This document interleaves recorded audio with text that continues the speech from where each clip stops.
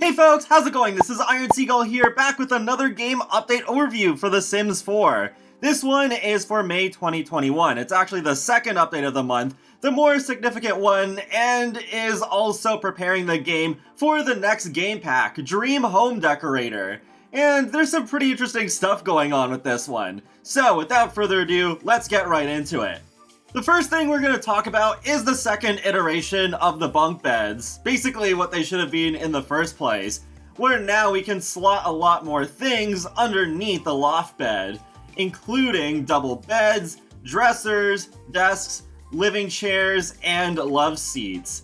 With some of these objects, you do have the option of placing it perpendicularly to the top bunk instead of it just being parallel every time.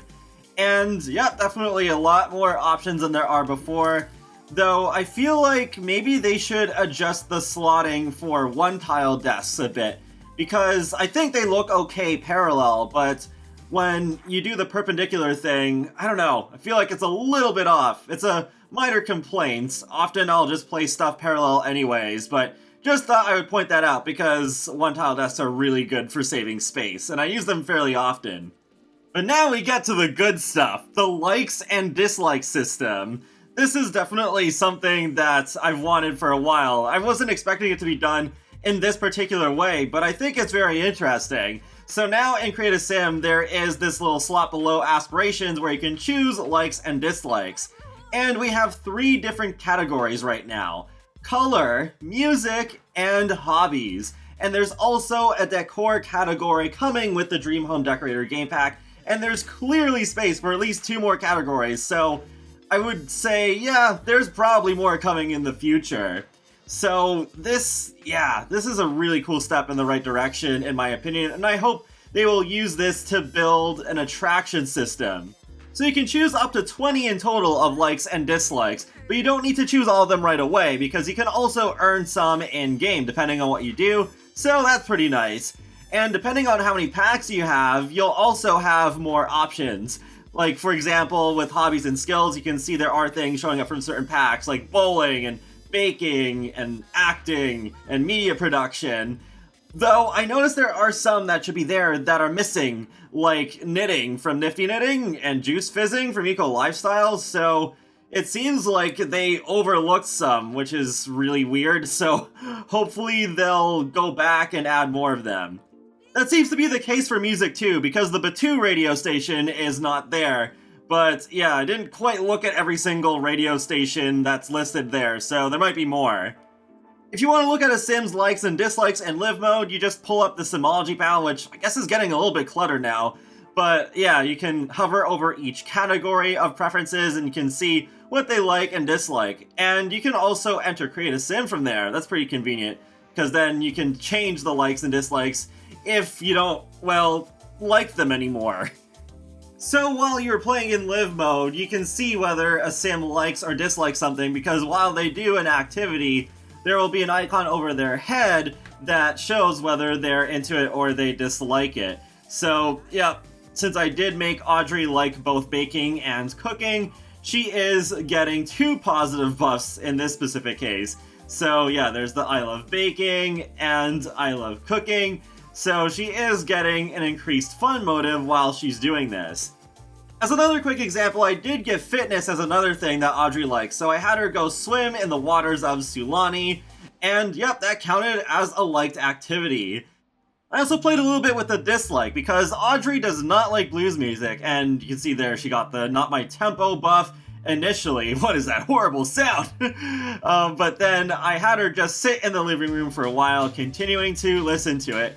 And then she ended up getting this negative buff where she's having a bad time, where Sims who are exposed to things they dislike for extended periods of time will slowly be driven mad.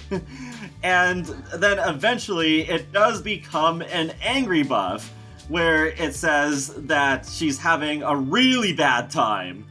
The likes and dislikes also affect autonomy, so in the patch notes they do say that if a Sim dislikes cooking, then they're only going to go for quick meals.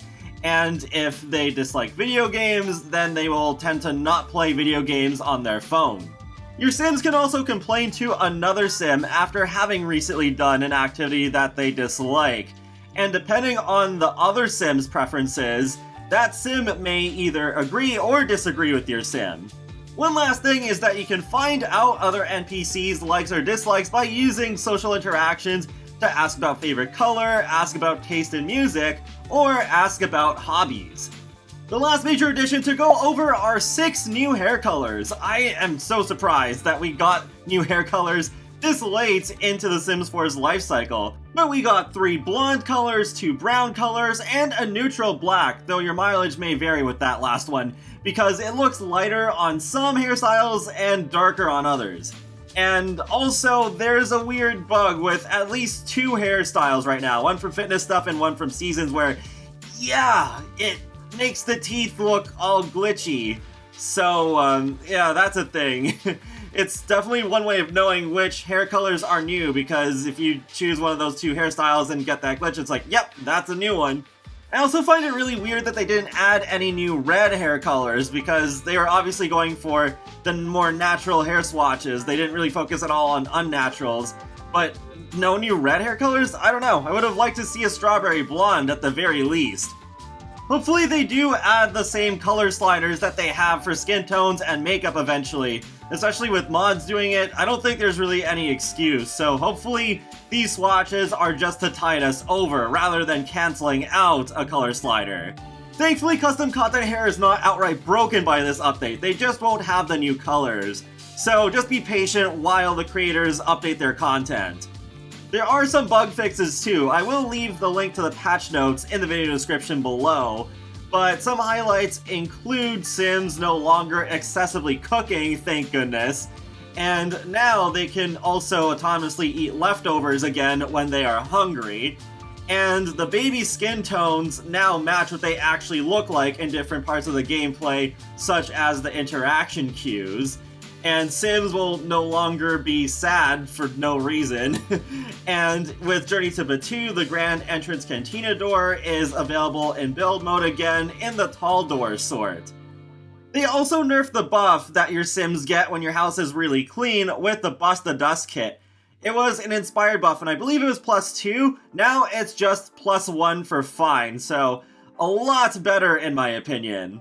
So overall, I would say this is a pretty decent update. Not the best one by any means, but it does some pretty interesting things that helps push The Sims 4 in the direction that I feel it needs to go in. But that's pretty much it for this game update overview, so feel free to let me know your thoughts in the comment section below on what you think about this update, and be sure to subscribe if you want to keep up with my latest gaming content, including life simulations and more. So I will talk to you all later, and have a great day. Thanks for watching!